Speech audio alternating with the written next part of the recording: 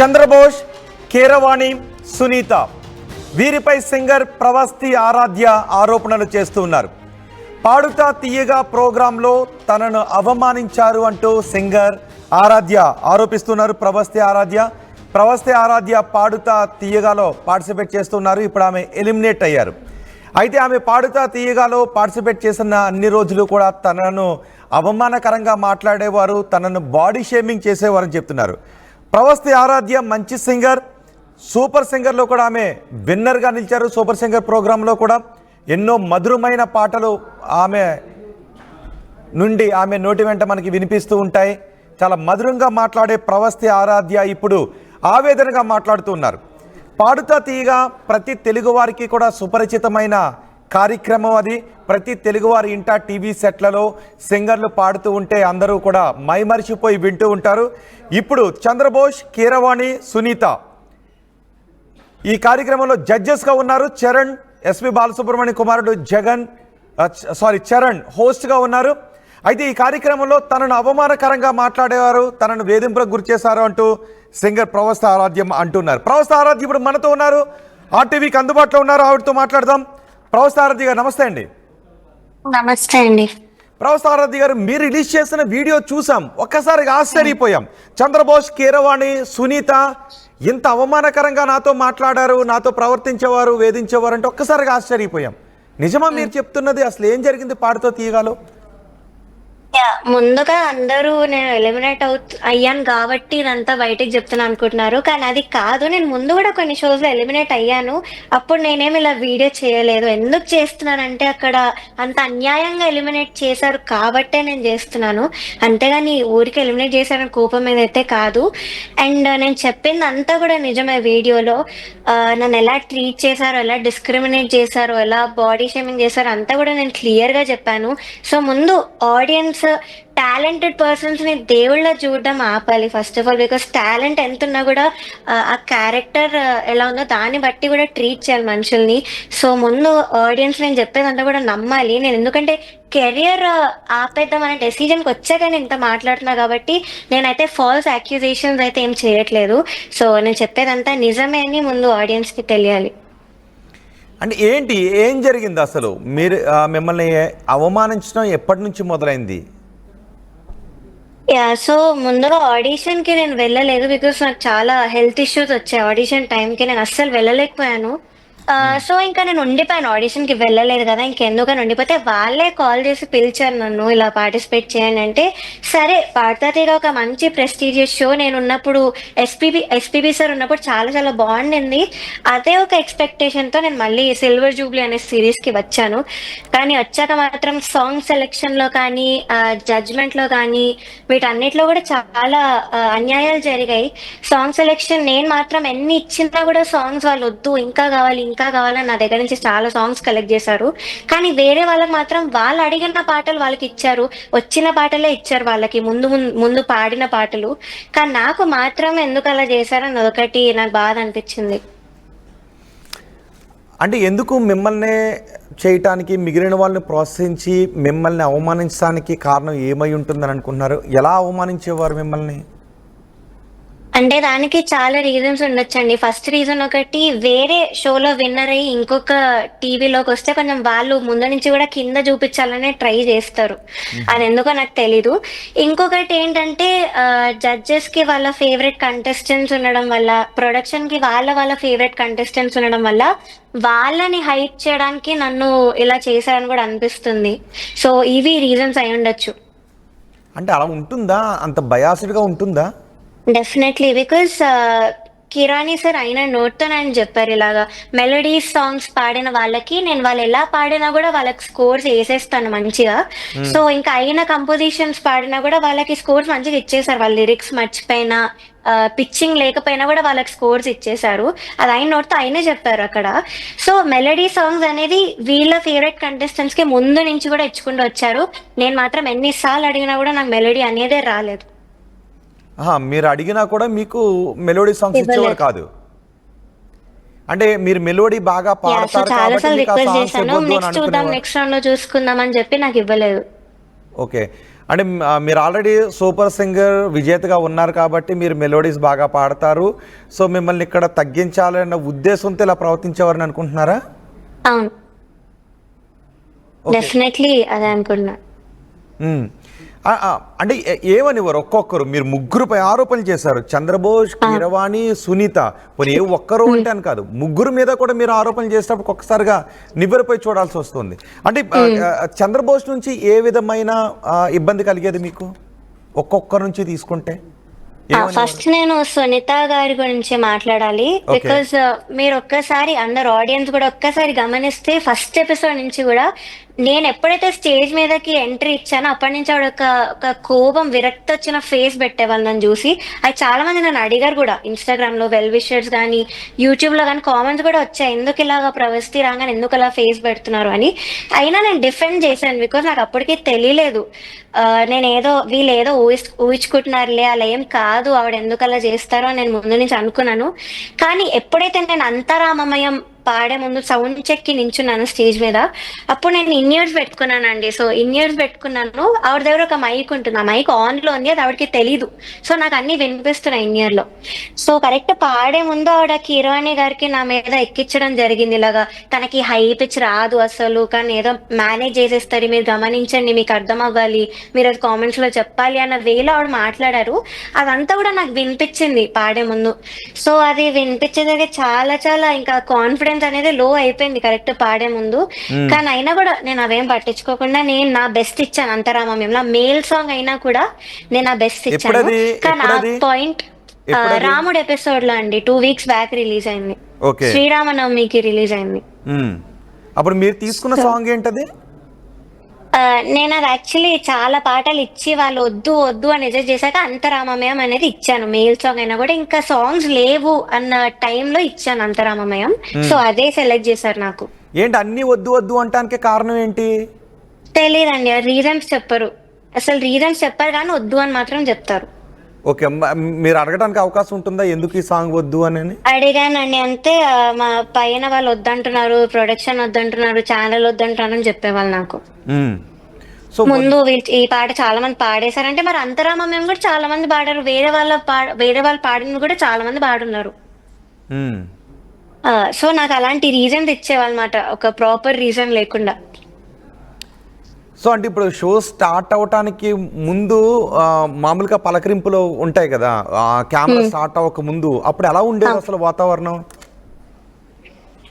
అక్కడ ఫస్ట్ ఇలా ఇంట్రొడక్షన్ చేసేవాళ్ళు SP Charan sir. First episode అయితే మా ఏవీస్ కూడా ప్లే చేశారు. నాది యాక్చువల్లీ రిలీజ్ అవ్వలేదు ఏవి అనేది, సో ఏదో కాపీ రైట్స్ ఇష్యూ వల్ల రిలీజ్ అవ్వలేదు పాట నాది. సో నాది ఏవి కూడా రిలీజ్ అవ్వలేదు, వేరే వాళ్ళ మోస్ట్లీ అందరివి రిలీజ్ అయ్యాయి. సో నా గురించి అసలు ప్రాపర్ ఇంట్రొడక్షన్ కూడా లేదు ఆడియన్స్ కి. అయితే ఇంట్రొడక్షన్ అంతా అయిపోయాక సౌండ్ చెక్ అనేది ఒకటి జరుగుతుందండి కరెక్ట్ పాడే ముందు. ఆ సౌండ్ చెక్ లో మేము చెక్ చేసుకుంటాం ఇన్ ఇయర్ లో ఏవి వినిపించట్లేదు, ఏవి వినిపిస్తున్నాయని. సో అది చేసేటప్పుడు సునీత గారు ఏదైతే మాట్లాడారో అదంతా నాకు వినిపించింది ఇన్ ఇయర్ లో. చాలా చాలా బాగా అనిపించింది. అంటే మీకు హై పిచ్ లేదు, సరిగా పాడలేదు, మీరు పాడే ముందు అలా అనటం మీకు అదే పాడే ముందే ఎందుకు అలాగా అనేసుకోవడం నాకు అర్థం కాలేదు, ఆవిడ నాది ఎప్పుడు వినలేదు కూడా. సో అలా ఎలా చెప్పేశారని చాలా బాగా అనిపించింది. అండ్ ఎవరి రేంజ్ వాళ్ళకు ఉంటుంది సింగర్స్ లో. ఇప్పుడు శ్రేయా ఘోషల్ గారిని సునిధి చౌహాన్ గారిలో పాడమంటే అవ్వదు, ఆవిడని శ్రేయా ఘోషల్ పాడమంటే అవ్వదు. సో ఏ సింగర్ కి వాళ్ళ ఓన్ రేంజ్ ఉంటుంది, అది మనం క్రిటిసైజ్ చేయకూడదు. కానీ ఆవిడ అంత టాలెంటెడ్, అంత మంచి సింగర్, ఆవిడ ఎందుకు ఇలాగా కామెంట్స్ ఇచ్చారో నాకు అసలు అర్థం కావట్లేదు. అంటే సాంగ్ సెలక్షన్ అనేది ప్రొడక్షన్ హౌస్ వాళ్ళు ఇస్తారా, జడ్జెస్ ఇస్తారా? ప్రొడక్షన్ హౌస్ వాళ్ళే. ఓకే, ఆ తర్వాత ప్రొడక్షన్ వాళ్ళే ఇస్తారు. అండ్ మా లిస్ట్ కూడా జడ్జెస్ కి ఇస్తాము అని మరి చెప్పారు, అది నిజమో కదా మాకు తెలీదు. సో చెప్పారు. అండ్ అంతా స్క్రిప్టెడ్ అండి, ఎలిమినేట్ ఎవరిని చేయాలో అంతా ముందే డిసైడ్ అవుతారు. ఎందుకంటే దానికి నా దగ్గర ఒక రీజన్ కూడా ఉంది అది చెప్పడానికి. ఫస్ట్ ఇద్దరు ఎలిమినేట్ అయ్యారండి, నెక్స్ట్ మీకు టెలికాస్ట్ అవుతా టీవీలో ఇంకా అవ్వలేదు. సో ఆ ఇద్దరికి కూడా షూట్ ఇంకో 2 days ఉందన్న టైంలో ఇద్దరికి సాంగ్స్ మార్చేశారు.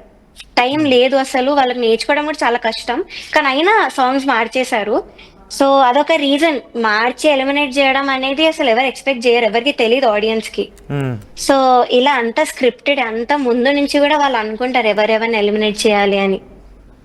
అంటే ఎందుకు అనుకుంటారు జనరల్గా ఒకరి పైన ఆ రకమైన ద్వేషం ఎందుకు ఉంటుంది జనరల్గా జడ్జెస్కి? ఆ జడ్జెస్ కి ఉండదని నేను అనుకుంటున్నాను. అంతా ప్రొడక్షన్ నుంచే వాళ్ళకి ఇలా చేయాలి, ఇలా మాట్లాడాలని వస్తుందని నేను అనుకుంటున్నాను. అంటే ఇప్పుడు చంద్రబోస్, కీరవాణి, సునీత మీతో అలా బిహేవ్ చేయడానికి ప్రొడక్షన్ హౌస్ వాళ్ళ కారణం అనుకుంటున్నారా? జ్ఞాపిక ప్రొడక్షన్ హౌస్ కదా, జ్ఞాపికనా? అవును, జ్ఞాపిక ప్రొడక్షన్స్. ఓకే, మరి మీతో అలాగంటున్నప్పుడు మీకు ఆ ఆడియో వినిపించినప్పుడు మేడం ఇలా నాకు నచ్చలేదు లేకపోతే ఇలా అనడం బాధ కలిగించిందని మీరు తర్వాత అయినా చెప్పే ప్రయత్నం చేశారా? లేదు, బికాస్ షోలో ఉన్నప్పుడే చెప్తే మళ్ళీ దాని మీద ఎక్కడ నన్ను అది పెట్టుకొని మళ్ళీ కామెంట్స్ లో ఇంకా హేట్ కామెంట్స్ ఏమైనా వస్తాయేమో నేను అది చెప్పలేదు. కానీ లాస్ట్ కి ఎలిమినేట్ అయ్యాక అయితే నేను I really wanted to talk. ఇంకా ఎలాగో ఎలిమినేట్ చేశారు కదా, సో ఈ అన్యాయాలని నేను మైక్ లో చెప్పాలి, వాళ్ళని క్వశ్చన్ చేయాలని నేను మైక్ అడిగాను ఎలిమినేట్ అయ్యాక. కానీ చరణ్ సార్ అసలు మైక్ ఇవ్వలేదు, నాకు మాట్లాడే ఆపర్చునిటీ కూడా ఇవ్వలేదు. సో చాలా ట్రై చేశాను నేను మాట్లాడడానికి, బికాస్ ఇంకా ఎలాగో అయిపోయింది. నేను క్వశ్చన్ చేయాలి, ఇంత ఇంజస్టిస్ జరుగుతున్నప్పుడు నేను చెయ్యాలి అని నా మనసాక్షికి అనిపించింది. సో మైక్ అడిగాను కానీ నన్ను అసలు మైక్ ఇవ్వలేదు, ఏం ఇవ్వలేదు. ఇంకా సునీత గారు అయితే మా మమ్మీని నువ్వు ఇక్కడ నుంచి వెళ్ళిపో అని అన్నారు, మా మదర్ని నువ్వు అన్నారు. అది ఇంకా చాలా బాధాకరంగా అనిపించింది. ఎక్కడి నుంచి వెళ్ళిపోమన్నారు? ఇక్కడ నుంచి ముందు వెళ్ళిపోండి అని అన్నారు. అంటే మా మదర్ కొంచెం ఎమోషనల్ అయ్యి స్టేజ్ మీదకి వచ్చారన్నమాట. అన్యాయం జరిగింది, సో ఇక్కడ నుంచి వెళ్ళిపోదాం, నువ్వు ట్రాఫీ ఏం తీసుకోకు అని చెప్పారు. సో అలా చెప్పేసరికి సునీత గారు వచ్చి నువ్వు ఇక్కడ నుంచి వెళ్ళిపో ముందు అని అన్నారు మా మదర్ ని. ఇక్కడ నుంచి దయచేయండి వెళ్ళిపోండి, నువ్వు ఫస్ట్ వెళ్ళిపో ఇక్కడ నుంచి అని. అది రికార్డ్ అవుతుందా, ఎపిసోడ్ లో కనిపిస్తుందా? లేదు, వాళ్ళు ఇవన్నీ కట్ చేస్తారు. అఫ్ కోర్స్ టెలికాస్ట్ చేయరు, ఎందుకంటే వాళ్ళకి బ్యాడ్ నేమ్ వస్తుంది ఇదంతా టెలికాస్ట్ అవుతే. అలా ఎందుకు అన్నారు అసలు? అడిగారా పోనీ? అంటే అసలు ఏదో నా మీద అయితే గ్రడ్జ్ పెట్టుకున్నారండి ఫర్ నో రీజన్. మాకైతే రీజన్ తెలీదు, కానీ నా మీద అయితే ఏదో పెట్టుకున్నారు ఆవిడ. బికాస్ నేను చెప్పినట్టు ముందు నుంచి అలా ఫేస్ పెట్టడం కానీ, ఊరికే నెగిటివ్ కామెంట్స్ ఇవ్వడం కానీ, నా పాజిటివ్స్ ఏం చెప్పకుండా. సో ఏదో రీజన్ అయితే ఉంది ఆవిడ దగ్గర, బట్ ఇలా చేశారు నువ్వు అని అయితే అన్నారు మా మదర్ని.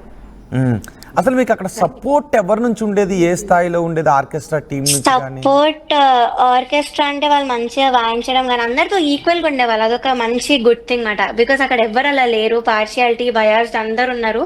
ఓన్లీ ఆర్కెస్ట్రా మాత్రం అందరికి ఈక్వల్ గా రిహార్సల్స్ చేయడం కానీ, అందరితో ఈక్వల్ గా మాట్లాడడం కానీ. ఇంకా మా మెంటర్ శ్రీనివాస్ సార్ అందరికి ఒకేలా ట్రైనింగ్ ఇచ్చారు. సో వీళ్ళిద్దరే అక్కడ న్యాయంగా ఉన్నట్టు నాకు అనిపించింది. ఎవరిద్దరు? ఆర్కెస్ట్రా ఇంకా మెంటర్, మా ట్రైనింగ్ కోచ్. ఓకే, మరి వాళ్ళతో మీరు ఎప్పుడైనా చెప్తూ ఉండేవారా ఇలా మాట్లాడారు నాకు వినిపించింది, సో నేను లో ఫీల్ అవుతున్నాను పాడేటప్పుడు వాళ్ళు అలాగనటం వల్ల అనే అభిప్రాయం వ్యక్తం చేశారా మీరు? షోలో ఉన్నప్పుడైతే చెప్పలేదండి, కానీ ఎలిమినేట్ అయ్యాక నాకు కొంతమంది నుంచి కాల్స్ వచ్చాయి ఆర్కెస్ట్రా నుంచే. అది ఇది అన్యాయం, అసలు నిన్ను ఎలిమినేట్ చేసే రీజన్ వాళ్ళకి లేదు. సో ఇదైతే డెఫినెట్లీ ఇంజస్టిస్, నువ్వు చాలా చాలా బాగా పాడావని వాళ్ళు కాల్ చేసిన వాళ్ళు కూడా ఉన్నారు ఆర్కెస్ట్రా నుంచి. అంటే ఏంటి రీజన్? మిమ్మల్ని ఎలిమినేట్ చేయాలనే స్క్రిప్ట్ రాసుకోవటం వెనుక రీజన్ ఏంటి? మీరు ఎక్కడ నచ్చలేదు అనుకుంటున్నారు వాళ్ళకి? ఎక్కడ నచ్చట్లేదు అంటే కొంతమందికి ఒకలాగా వాళ్ళు తప్పులు చేసిన క్లియర్ గా లిరిక్స్ చేతి మీద రాసుకొని వచ్చి లిరిక్స్ మర్చిపోయినా కూడా ఆ పాయింట్ వాళ్ళు చెప్పకుండా, నేను ఎక్కడ తప్పులు చేయకపోయినా నాకు తప్పులు ఎతికి చెప్పారు. సో అక్కడ మాత్రం చాలా అన్యాయంగా అనిపించింది. సో మిగతా వాళ్ళకి అలా చెప్పలేదా? మిగతా వాళ్ళకి ఎవరికి అలా పాయింట్అవుట్ చేయలేదు. అంటే ఇప్పుడు మీరు సూపర్ సింగర్ లో కూడా పార్టిసిపేట్ చేశారు కదా, అక్కడ మీరు విన్నర్ గా వచ్చారు. అక్కడ ఉన్న జడ్జెస్ కి ఇక్కడ మీరు ఫేస్ చేసిన దానికి ఏంటి డిఫరెన్స్, ఏం కనిపిస్తుంది?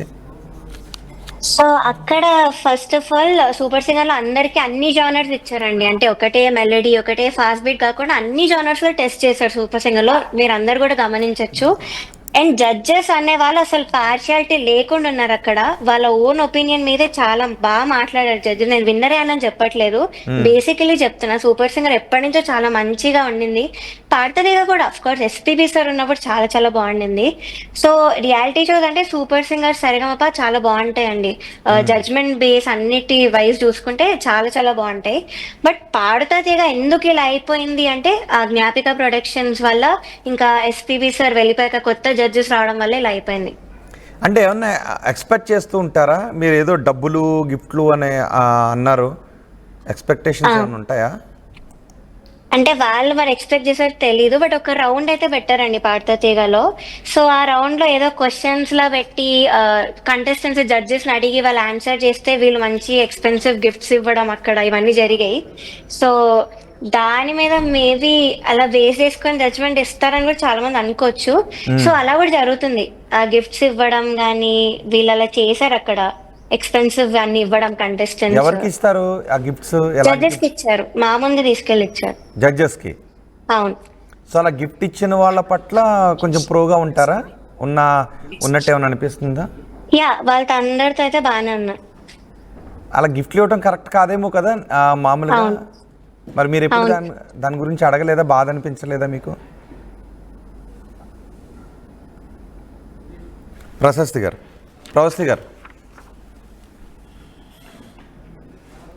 ప్రవస్తి ఆరాధ్య పాడుతా తీయగా జడ్జెస్ పై ఆమె ఫిర్యాదు చేస్తున్నారు. చంద్రబోస్, కీరవాణి, సునీత వీళ్ళందరూ కూడా షోలో ఉన్నప్పుడు తన పట్ల అవమానకరంగా ప్రవర్తించారు, తనను అన్యాయంగా ఎలిమినేట్ చేశారు. కానీ ఎలిమినేట్ అయ్యాను అని చెప్పడం లేదు, కానీ తను అక్కడ ఫేస్ చేసిన ఇబ్బందుల గురించి చెబుతున్నాను అని ప్రవస్తి ఆరాధ్య అంటూ ఉన్నారు. ఒకసారి మనం చంద్రబోస్, కీరవాణి, సునీత వీళ్ళతో కూడా మనం మాట్లాడటానికి ట్రై చేద్దాం. జ్ఞాపిక ప్రొడక్షన్స్ ప్రస్తుతం ఈ షోని ఆర్గనైజ్ చేస్తూ ఉన్నారు. చరణ్, ఎస్పి బాలసుబ్రహ్మణ్యం కుమారుడు చరణ్ ఈ షోకి హోస్ట్గా ఉన్నారు. కానీ ఒక్కసారిగా ప్రవస్తి ఆరాధ్య గతంలో సూపర్ సింగర్ విన్నర్గా కూడా ఉన్నారు. ఒకసారి ప్రవస్తి ఆరాధ్య ఆరోపణలు ఏం చేస్తారో చూద్దాం. ఇప్పుడు ఆ వీడియోలో ప్రవస్తి ఆరాధ్య చేస్తున్న ఆరోపణలు మీరు వింటున్నారు. ఆ వీడియోని రిలీజ్ చేశారు, ఒకసారి అందరూ ఆశ్చర్యపోయారు. ఆ వీడియోలో ఆమె ఏం చెప్పారో చూద్దాం. ఆయన అన్నారు. And one more thing is, Janaki అమ్మ రౌండ్ జరిగింది అయితే ఇది చాలా కామెడీగా అంటుంది, మీకు మీరు నమ్మలేరు కూడా. ఇద్దరిని తీశారు, ఒక అమ్మాయిని ఒక అబ్బాయిని. అయితే కరెక్ట్ షూట్ ఇంకో 2 days లో ఉందనగా వాళ్ళకి సాంగ్స్ మార్చేశారు, ఆ ఇద్దరికే సాంగ్స్ మార్చారు with very funny reason. Keeravani sir కి రాగం నచ్చదు అని, శివరంజని అనే రాగం నచ్చదు అని వీళ్ళిద్దరిని తీస్తారు. కామెడీ ఏంటంటే అదే రాగంతో ముందు స్కెడ్యూల్ ఒక అబ్బాయి పాడాడు, అబ్బాయికి బాగానే మార్క్స్ వచ్చాయి. అదే స్కెడ్యూల్ లో ఇంకొక అబ్బాయి కూడా పాడాడు, అబ్బాయి కూడా బాగానే మెచ్చుకున్నారు, మంచి కామెంట్స్ వచ్చి అన్ని వచ్చాయి. బట్ వీళ్ళిద్దరికి మాత్రమే సాంగ్స్ మార్చేశారు. అయినా కూడా దీస్ టూ పాపం ఆ టైంకి నేర్చుకొని I think they did very well, మార్చినా కూడా. కానీ వాళ్ళనే ఎలిమినేట్ చేశారు యాజ్ ఐ ఎక్స్పెక్ట్. నేను అప్పుడే అనుకున్నా, యాక్చువల్లీ సాంగ్స్ ఇలా మార్చేసి అంతే ఏదేదో చేస్తున్నారో నేను అప్పుడే అనుకున్నా వీళ్ళిద్దరిని తీసే ఛాన్స్ ఉంది అని. And the thing is, కిరాణి sir రాగం నచ్చకపోతే మరి ఎందుకు చేశారో తెలీదు. అంతర్యామి అనే పాట అదే రాగంలో చేశారు. బట్ ఏమో ఆ ఫన్నీ రీజన్ అయితే వీళ్ళిద్దరు సాంగ్ అయితే తీసేశారు కరెక్ట్ ఎలిమినేట్ చేసే ముందు. అండ్ నౌ నేను ఎందుకు అంత మెంటలీ ఎఫెక్ట్ అయ్యాను అని ఇప్పుడు చెప్తాను. ఫస్ట్ థింగ్, నేను చెప్పినట్లు డిస్క్రిమినేషన్ అది, ఇంకా జడ్జెస్ యొక్క డిస్గస్టెడ్ లుక్ తో నన్ను చూడడం, ఎప్పుడు ఒక చీడ పురుగును చూసినట్టు చూడడం. They treated me like I'm worthless. So అలా ట్రీట్ చేశారు, జోక్స్ వేశారు వాళ్ళు కూడా నా బాడీ మీద. ఇవన్నీ నాకు ఆడియన్స్ ద్వారా తెలిసింది, వాళ్ళకి వినిపిస్తుంది కాబట్టి వాళ్ళు పక్కనే అంటారు. సో నేనైతే అస్సలు ఎక్స్పెక్ట్ చేయలేదు, ఇలాంటి జడ్జెస్ దగ్గర నుంచి అయితే అస్సలు ఎక్స్పెక్ట్ చేయలేదు. అంటే నేను ఎన్ని షోస్ చేశాను, తమిళ్లో పాడాను, అన్నిట్లో పాడాను, ఎప్పుడు కూడా ఇలాంటి ఎక్స్పీరియన్స్ ఒక జడ్జెస్ నుంచి అయితే నాకు ఎప్పుడూ లేదు. శ్వేతమోహన్ గారు ఇప్పటికి కూడా మాట్లాడతారు, నన్ను ఏంజెల్ అంటారు, the sweetest, the most talented అంటారు. అలాంటిది ఇక్కడ వీళ్ళని నన్ను ఇలా ట్రీట్ చేస్తున్నారు, ఇలాంటి మాటలు అంటున్నారని చాలా చాలా బాగా అనిపించింది. అండ్ సెకండ్ థింగ్, ప్రొడక్షన్ వాళ్ళు ఎస్పెషల్లీ అవుట్ఫిట్స్ విషయంలో మమ్మల్ని బొడ్డు కిందకి కట్టుకో, సారీస్ ఇచ్చి కిందకి కట్టుకో, ఇలా ఎక్స్పోజింగ్ చేయన్న వేలో చెప్పారు. చాలాసార్లు తిప్పేవాళ్ళు నన్ను ఎస్పెషల్లీ కరెక్ట్ పాడే ముందు. అంటే ఎగ్జాస్ట్ అయిపోయేదాన్ని ఆ టైంకి, అయినా కూడా ఐ గేవ్ మై బెస్ట్, అది వేరే విషయం. అండ్ ఇలా బాడీ షేమింగ్, ఆ కాస్ట్యూమ్ డిజైనర్ అయితే నా ఫేస్ మీద అన్నాడు, ఇలాంటి బాడీకి నేను ఇంకేం ఇవ్వగలను అన్న మాట అన్నాడు. ఏమో ఐ వాజ్ వెరీ వెరీ చాలా చాలా ఎఫెక్ట్ అయినాను మెంటలీ. ఈ విషయంతో మాత్రం సెల్ఫ్ ఎస్టీమ్ కానీ కాన్ఫిడెన్స్ కానీ అంతా లేకుండా పోయింది వీళ్ళనే మాటల వల్ల. అండ్ మీరు ఒకటి గమనించుంటే ఎస్పీబీ సార్ ఉన్నప్పుడు మాత్రం ఇలాంటి కుళ్ళు జోక్లు, కామెడీలు, డాన్సులు చేయడం మాత్రం ఎప్పుడూ కూడా లేదు. మీరు ఒక్కసారి అన్ని సీజన్స్ రివైండ్ చేసుకొని చూడండి. నా సీజనే చూడండి 2017లో. కానీ ఎప్పుడైతే జ్ఞాపిక ప్రొడక్షన్ అనేది వచ్చిందో అప్పటి నుంచి ఇవన్నీ స్టార్ట్ అయ్యాయి. So they are the main reason ఈ పాటతీగా ఇలా అయిపోవడానికి కారణం వాళ్ళే. మమ్మల్ని ఇలా డాన్స్లు వేయమని, అదేవో కుళ్ళు జోకులు చెప్పమని. మీరు ముందు చూస్తారు, ఇప్పుడు ఎర్రాని కొరదని గోపాలలో నేను చాలా డాన్స్ చేశాను. నెక్స్ట్ వచ్చే ఎపిసోడ్ లో కూడా డాన్స్ చేశాను, because I was forced to dance. So చేశాను. నేను ఇప్పటివరకు అయితే అంత డాన్స్ ఎప్పుడూ చేయలేదు ఏ రియాలిటీ షోలో, కానీ చేశాను, మీరే చూస్తారు. అండ్ మాకు ట్రాన్స్పోర్ట్ లో ఒక కంటెంట్ మేనేజర్ మాత్రమే వచ్చేవాళ్ళు కార్లో, బికాజ్ మా ఇంటి పక్కన ఆయన కూడా ఉంటారు.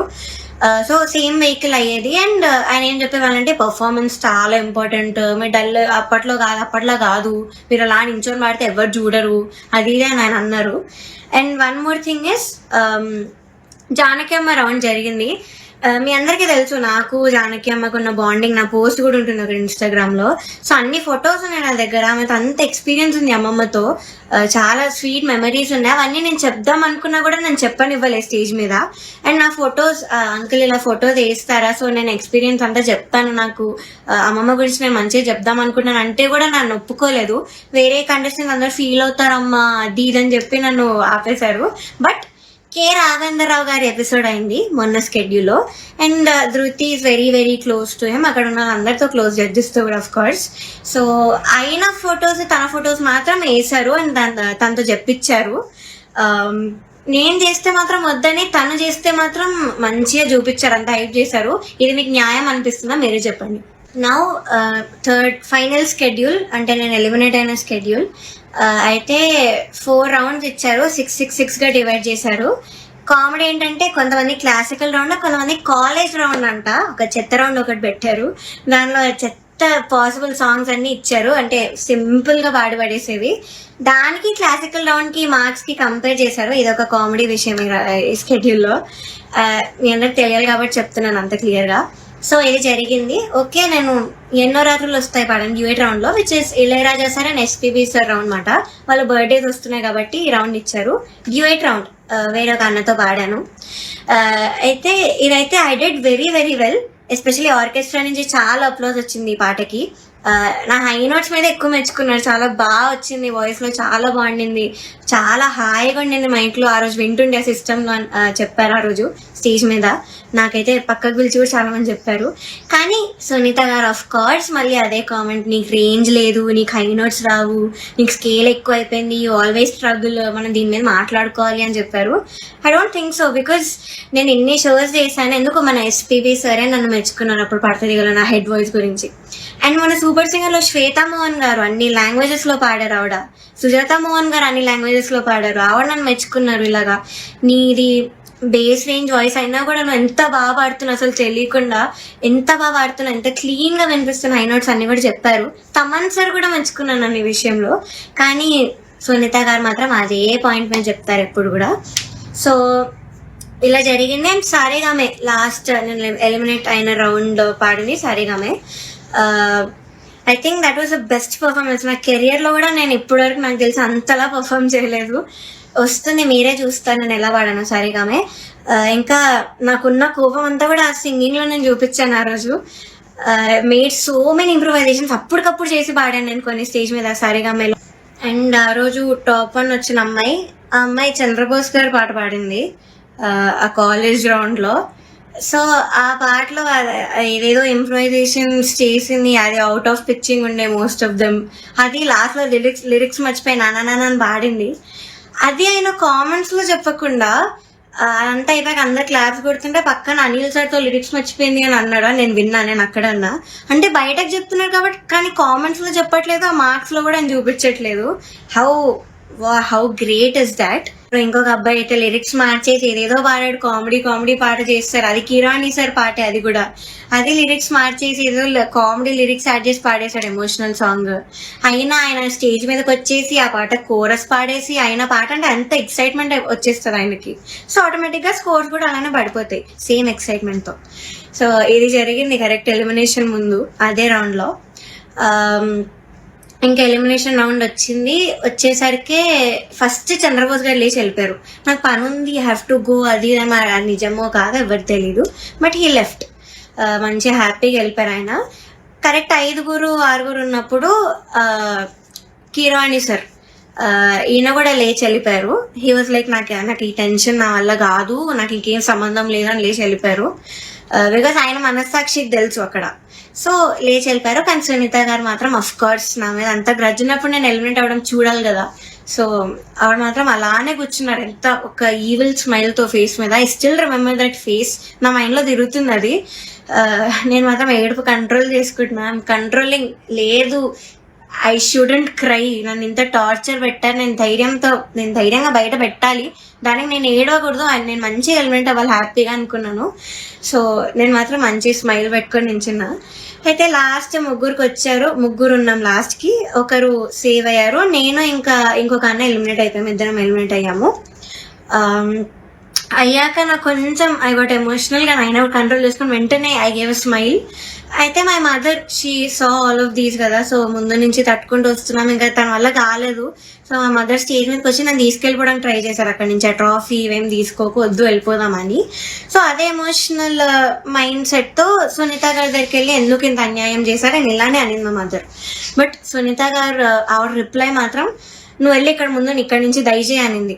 ముందు ఇక్కడ నుంచి బయటకు వెళ్ళిపో అన్న వేలో ఆవిడ మాట్లాడారు. ఇలానే నువ్వు అన్నారు, which was very very cheap. అసలు ఎవరు ఎక్స్పెక్ట్ చేయరు అలాంటి జడ్జ్ నుంచి ఇలాంటి మాటలు వస్తాయని. నేను కూడా ఎలిమినేట్ అయిన షోస్ కూడా ఉన్నాయి. నేను తమిళ్లో బాగా ఎలిమినేట్ అయ్యాను, టాప్ 5 లో హాఫ్ మాటలు ఎలిమినేట్ అయ్యాది కూడా. అప్పుడు మేమేమి ఇలా ఎమోషనల్ అయితే ఏం చేయలేదు, బికాస్ ఆ జడ్జెస్ అంత బాగా మాట్లాడారు కాబట్టి మాతో. చిత్రామ్మ ఎంత బాగా మాట్లాడతారు, ఇప్పుడు కూడా ఎంత బాగా ట్రీట్ చేస్తారు. ఆవిడ కాల్ చేసి కూడా మాట్లాడాను నేను ఎలిమినేట్ అయ్యాక. మమ్మీతో మాట్లాడారు, మనో సార్ కాల్ చేశారు, మాల్గుడి శుభమ్మ మాట్లాడారు. అలా మాట్లాడతారు కానీ నువ్వు ఇక్కడి నుంచి వెళ్ళిపో, దయచేయి ఇక్కడి నుంచి దయచేయి అని అలా చెప్పారు ఆవిడ. అలాంటి వాళ్ళని మీరు ఇక్కడ ఎంత హైప్ చేసి పైన పెడతారు.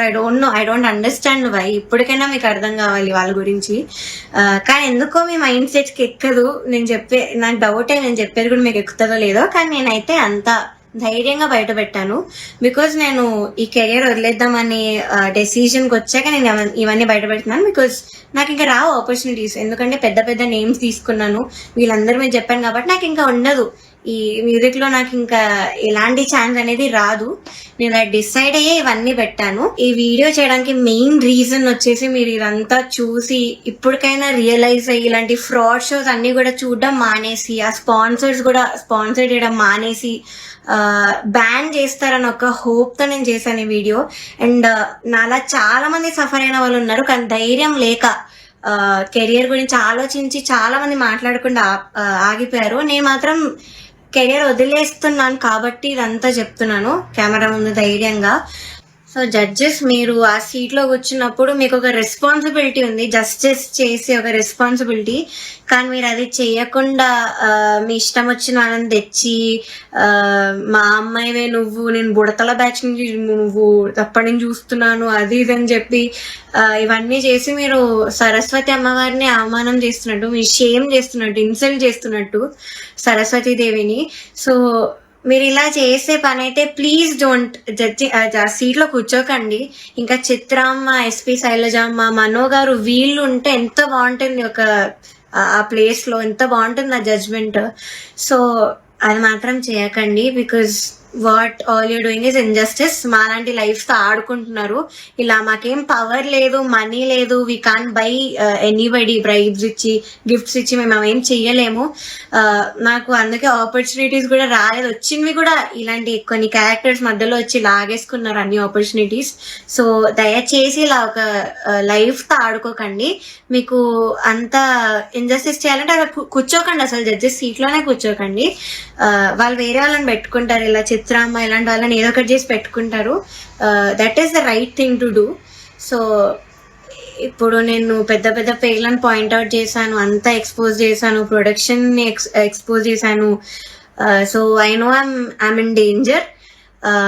ఆడియన్స్ కి ఏం తెలియాలంటే, నాకు ఏమైనా అయినా, మా ఫ్యామిలీకి ఏమైనా అయినా, లేకపోతే మేము ఏమైనా చేసుకున్నా, సునీత గారు, చంద్రబోస్ గారు, కీరవాణి గారు, Gnapika productions Anil sir is responsible for all of this. నమస్కారం, నేను మీ సింగర్ ప్రవస్తి.